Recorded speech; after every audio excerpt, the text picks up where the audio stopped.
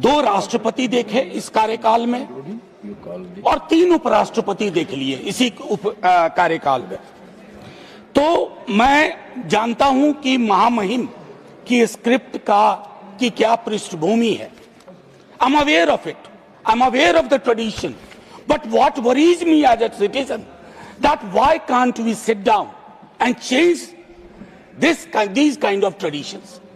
महामहिम जब घर से निकलती होंगी उड़ीसा, झारखंड, बिहार, सड़कों से, उन्हें बहुत कुछ दिखता होगा जो अभिभाषण का हिस्सा नहीं है। मेरे पास वक्त ज्यादा नहीं था महामहिम, थोड़ा माननीय सभापति महोदय, मैंने सोचा कि मैं प्रोज में अक्सर बोलता हूं, आज पोएट्री में बोलूंगा और बाद में अगर हमारे साथियों को दिलचस्पी हो तो मैं कवि का नाम भी बता दूंगा। बहरहाल मैं इसलिए कह रहा था कि जब वो निकलती होंगी महामहिम तो आय की असमानता के दर्शन होते होंगे। हमारे गणराज्य की नैतिक आत्मा है सामाजिक न्याय, उससे भी रूबरू होती होंगी अपने पुराने दोस्तों से बातचीत के आधार पर। माननीय सभापति महोदय, 28 जनवरी ये एड्रेस हुआ, 29 जनवरी को 2 चीज हुई है और मैं सभी सदस्यों का ध्यान आकृष्ट करना चाहता हूं, उसके बाद मैं कविता के अंश पे आऊंगा।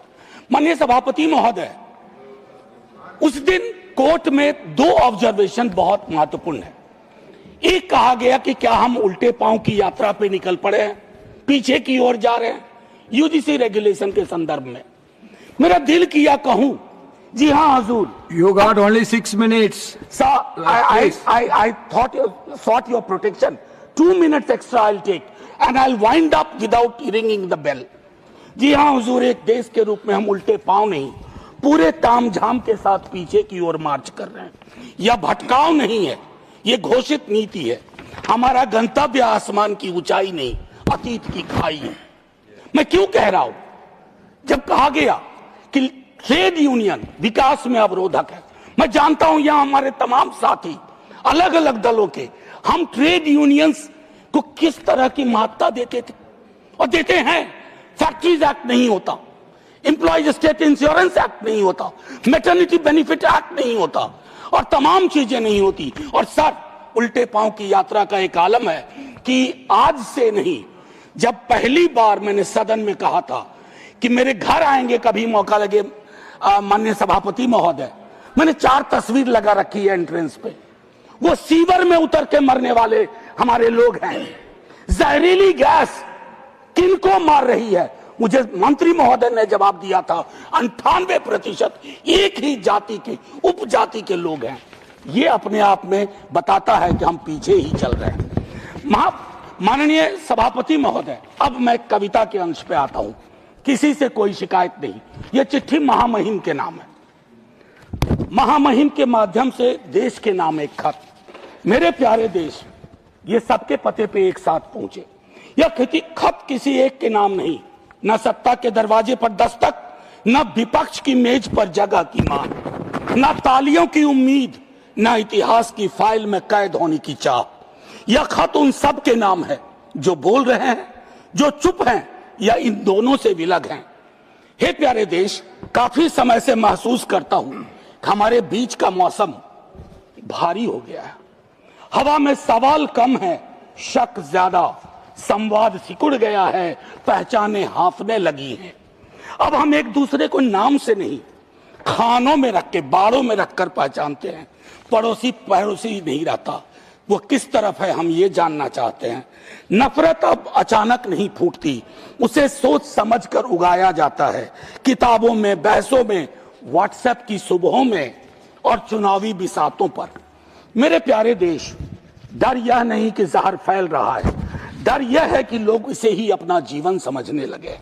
जैसे यही हवा हो, यही भाषा, यही भाव, यही नियति।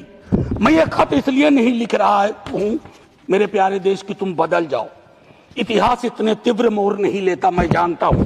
मैं बस इतना कहना चाहता हूं कि तुम यह मान लो कुछ गलत हो रहा है। हर असहमति देशद्रोह नहीं, हर सवाल दुश्मनी नहीं और हर चुप्पी समझदारी नहीं होती। यह खत उन माँ बाप के नाम भी है जो बच्चों को नफरत के साथ डर सिखा रहे हैं, उन शिक्षकों के नाम जो सच से हिचकते हैं, उन नेताओं के नाम जो आग लगा सकते हैं, बुझाना नहीं चाहते।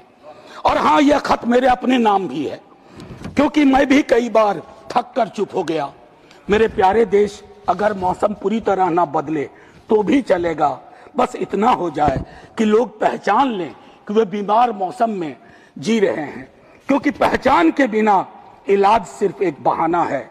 इस खत को संभाल कर रखना, इसे किसी फाइल में मत डालना, इसे शोर भी मत बनाना, बस पढ़कर थोड़ा ठहर जाना, शायद यहीं से बदलाव की शुरुआत हो। माननीय सभापति महोदय, मैं कहना चाहता था बहुत कुछ। महामहिम के अभिभाषण के संदर्भ में, राष्ट्रीय सुरक्षा की चिंताओं पर, घरेलू राजनीति के जहर पर, आय की भयावह असमानता पर, बेरोजगारी के दंश पर, लेकिन चुप रहूंगा। बोलूंगा तो फट पड़ूंगा। आप में से कई लोग साथ में फट पड़ेंगे और वह सत्ताधीशों को नागवार गुजरेगा जो कभी इधर हैं कभी उधर हैं, क्योंकि वे खौफ खाते हैं छात्र युवाओं के सवालों से ही नहीं, बल्कि अप्रकाशित पुस्तकों के पन्नों से भी। बकौल सर्वेश्वर रहा सक्सेना, बकौल सर्वेश्वर सनद रहे। देश सिर्फ कागज पर बना नक्शा नहीं होता, देश रिश्तों से बनता है। और जब सत्ता रिश्तों पर शक बोने लगती है, तो संवाद देशद्रोह हो जाता है और सवालों से लोग डरने लगते हैं। फिर सरहदें नहीं टूटती, देश भीतर से चुपचाप दरकने लगता है। जय हिंद कहूं इससे पूर्व आपका धन्यवाद करना चाहता हूं। मैं चाहता हूं कि हमारी इस पूरी रवायत को, इस पूरी परंपरा को मैं जानबूझ करके इसको संदर्भ में रखना चाहता था कि हमारे संवाद के भी तरीके बहुत बदल गए हैं। ना जाने क्यों, मैं 100 दफा कह चुका हूं। 1 मिनट का वक्त दीजिए सभापति महोदय। ना जाने मैं क्यों एक सांसद के रूप में महसूस करता हूं कि हम एक दूसरे से दुश्मनी की जुबान में क्यों बात करते हैं। अगर इधर से कोई कुछ बोले तो क्या जरूरी है कि उधर से उस तरह का शोर मचाया जाए जिसके बगैर भी संसद में बात की जा सकती है। मैं पढ़ता हूं, मैंने 52 की संसद के बारे में पढ़ा, 57 पढ़ा। विपक्ष बहुत छोटा था, लेकिन छोटा आकार अपने आप में ये नहीं है कि विजडम भी छोटा ही होगा, ज्ञान भी छोटा ही होगा, सोच भी छोटी ही होगी। मेरा मानना है कि ये बैरियर टूटने चाहिए। इसे कोई अन्यथा न ले। इसे कोई अन्यथा न। सुधांशु जी, आज तक सदन में कभी कोई ऐसी बात नहीं बोली है जिससे किसी की